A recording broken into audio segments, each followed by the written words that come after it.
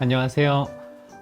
탈모를 전문적으로 치료하고 있는 성형외과 전문의 김진호입니다. 이번 시간은 탈모를 제대로 치료하는 법, M자 탈모에 대해서 알아보는 시간 가져보도록 하겠습니다. M자 탈모는 우리 헤어라인 양쪽 끝쪽이 올라가면서 이렇게 M자 모양을 갖는다고 해서 M자 탈모라고 많이 불리고요. 남성에서 많이 일어나고 남성 탈모의 가장 대표적으로 시작하는 증상 중에 하나죠. 근데 M자 탈모는 탈모약이 좀 효과가 좀 적은 편이에요. 그러니까 앞쪽으로 올수록 탈모약의 효과가 좀 떨어지고 위쪽으로 정수리 쪽으로 갈수록 탈모약의 효과가 좀 많은 편입니다. 그렇기 때문에 M자 탈모를 치료하기 위해서 탈모약을 먹는다기보다는 탈모약은 M자 탈모의 진행을 억제하는 목적으로 일단 생각하시면 좋고요. 근데 진행된 M자 탈모나 혹은 선천적인 M자 모양의 헤어라인을 M자 모양의 이마선을 교정하는 것은 그래서 모발 이식이 가장 확실하고 지금까지는 제일 좋은 치료법으로 여겨지고 있습니다. 모발 이식은 많이 들어보셨을 텐데요. 모발 이식은 뭐냐면 머리카락을 이동시키는 거라고 생각하시면 될 것 같아요. 남의 머리카락은 쓸 수가 없고요. 자신의 머리카락 안에서 하는 거죠. 물론 수염이라든가 다른 몸에 있는 채물을 이용해서 이식할 수도 있지만 일반적으로는 자기 머리카락을 쓰는 게 가장 일반적입니다. 그래서 보통 뒤통수나 옆머리 정도에 있는 머리가 풍부한 곳에서 머리를 우리가 가져와서요. 그 다음에 그 머리가 모자란 곳으로 옮겨가는 거죠. 그러니까 저는 이제 머리카락을 이사시키는 과정이라고 많이 말씀을 드리거든요. 그러니까 제가 모발을 만들어서 해드리면 정말 많이 해드릴 수 있겠지만 이게 아무래도 그렇기 때문에 한계가 있습니다. 모발 이식이라는 건 자기 머리카락을 이용하는데 뒤통수와 옆머리를 보통 다른 곳에서도 올 수 있지만 보통 거기를 이용하기 때문에 양의 한계가 있는 게 아무래도 어떻게 보면 한계점이라고 볼 수 있고요. 그래서 어느 정도의 탈모가 있을 때는 모발 이식이 굉장히 좋은 치료법이지만 자연스럽고 자기 거고, 그런데 탈모가 굉장히 많이 진행된 분들은 아무래도 한계가 있다는 게 또 단점이라고 하겠습니다. 그래서 모발 이식 과정은 일단 모발을 우리가 획득을 해야 되는데요. 모발 획득하는 부분은 크게 두 가지로 나눕니다. 절개법이라고 불리우는 스트립 방법. 스트립은 이제 가는 띠를 얘기하는 건데, 절개법은 그래서 피부편을 가늘게 띄어내요. 보통 뒤통수에 뼈가 이게 튀어나온 부분이 있거든요. 거기가 기준점이 되고, 거기서부터 양쪽으로 살짝 올라가는, 귀 쪽 위로 살짝 올라가는 긴 띠를 하는데, 모발 이식량에 따라서 굉장히 길어지기도 하고요. 아니면 양이 필요 없으면 조금 짧아지기도 하고, 그래서 이런 형태의 띠를 폭은 한 1cm에서 1.5cm가 보통이고요. 유연성이 좋은 분들은 한 2cm까지도 폭을 채취해서 길게 띠를 띄어내고, 이 띠에 붙어 있는 머리카락들 있잖아요. 이 머리카락들을 저희가 현미경을 보면서 낱개로 다 분리를 하게 됩니다. 낱개로 분리해서 낱개로 다 이제 모발을 만들고요. 그 낱개로 만든 모발을 이제 필요한 부분에 뭐 M자 탈모라면 M자 탈모, 정수리 탈모라면 정수리 탈모에 우리가 껴 넣는 방식이 이제 절개법인 거고요. 비절개법은 작은 드릴이 있습니다. 그러니까 머리카락 하나가 들어갈 정도의 아주 작은 이제 원통형의 드릴이 있어요. 그래서 그런 기계에 저희가 원통형의 작은 이게 원통형이 빈 펀치를 껴서 머리 하나하나를 저희가 이렇게 파냅니다. 그러니까 비절개법이라고 하면은 머리를 뽑아서 이식한다고 생각하시는 분들이 있는데, 그러니까 머리를 이렇게 뽑아서 이 뽑은 머리를 이식하는 거 아니냐라고 조금 오해하시는 분도 있는 것 같아요. 근데 그게 아니라 이 뿌리가 필요하거든요. 저희가 그 머리를 뽑으면 모발을 생산하는 이 뿌리는 안 나와요. 그냥 이 줄기만 쏙 뽑아가는 거기 때문에 얘는 다 이식해도 머리가 나지를 않습니다. 그래서 머리를 생산하는 요 밑에 뿌리 부분을 가져가야 되기 때문에 그런 원통형의 도구나 아까 말씀드린 스트립이라고 하는 피부 밑에 우리 뿌리를 같이 갖고 오는 그런 작업을 해야 되는 거고요. 그래서 머리를 펀치하고 나서 이 머리를 쏙 뽑히거든요. 그래서 요 뿌리까지 조직을 포함한 머리를 이식하게 되는 게 이제 비절개법입니다.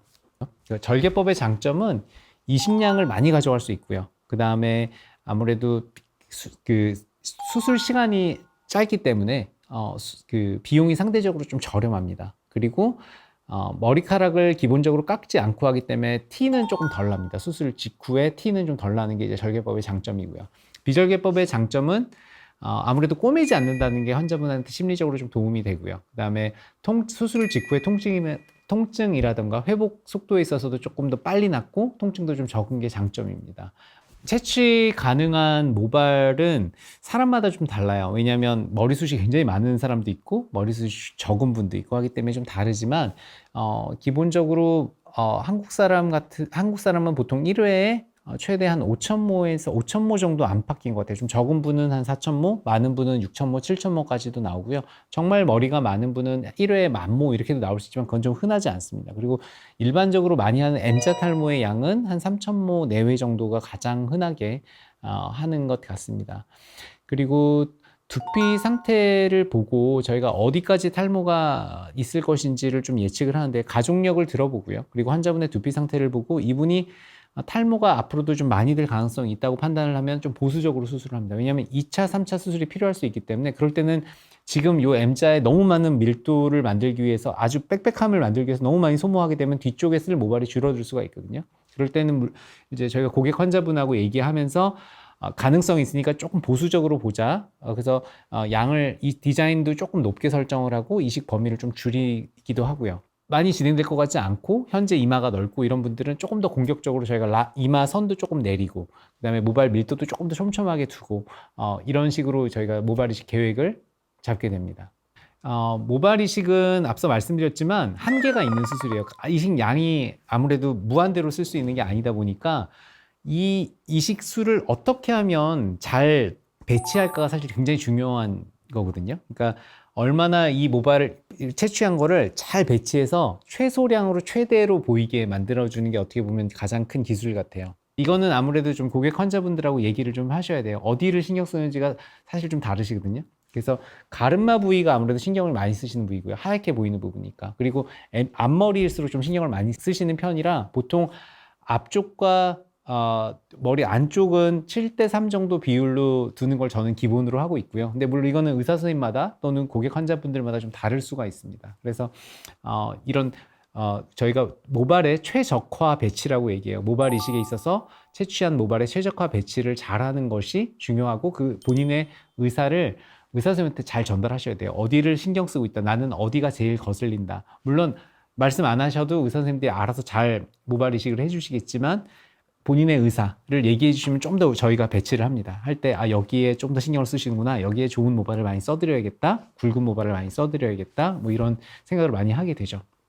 가발도 저는 굉장히 좋은 탈모 치료법의 하나라고 생각합니다. 되게 좋고 그러나 문제가 뭐냐면 약간 항상 좀 불안해하세요. 내가 가발을 쓰고 있다는 거를 걸리지 않을까? 그리고 혹시 이 착용한 것이 티가 나지 않을까에 대한 항상 가발 쓰시는 분들의 불안감이 있고 두 번째는 무엇보다 불편함이 있으신 분들이 많아요. 가발을 계속 쓰실 수 있는 분들은 저는 가발 계속 쓰셔도 괜찮다고 얘기하거든요. 가발 계속 쓰셔도 불편함 없으시면 쓰시고 왜냐면 모발이 지금 가발의 양을 따라갈 수가 없어요. 가발은 정말 무한대로 우리가 만들 수가 있는데 모발 이식은 자기 걸로만 해야 되니까 많이 이식량의 한계가 있어서 탈모가 많이 진행되고 양이 많이 필요하고 불편함이 없으신 분들은 그냥 가발 쓰시는 것도 좋은데 불편하신 게 일단 제일 큽니다. 답답해서 못 살겠어요 하는 분들은 모발 이식을 하시는 게 좋고요. 또는 항상 불안해요. 티가 날까봐 불안해요 하는 분도 역시 모발 이식이 아무래도 좀 더 좋습니다. 그래서 이런 자연스러움과 한 번 되면 내 거라는 거죠. 같이 모발 이식이 물론 영원하지는 않아요.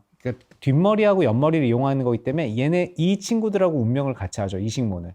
뒷머리하고 옆머리도 줄어들거든요. 나이가 들면서 줄어들지만 가장 내가 갖고 있는 모발 중에 강력한 모발이에요. 가장 오래갈 모발들이 보통 뒤하고 옆에 많이 있습니다. 그래서 이 부분의 모발들을 사용하기 때문에 오래 갑니다. 최근 연구는 10년 동안 우리가 모발 이식한 것들을 했더니 한 5%에서 7% 정도 이식한 것들이 사라지더라. 근데 반대로 얘기하면 95% 정도 안팎은 괜찮다는 뜻인데 10년 동안 5% 줄었으면 그거는 일반 모발하고 거의 똑같다고 봐야 되거든요. 그래서 결국은 뒷머리, 옆머리와 운명을 같이 한다. 그래서 이거는 오래 가고 가장 강한 모발이다.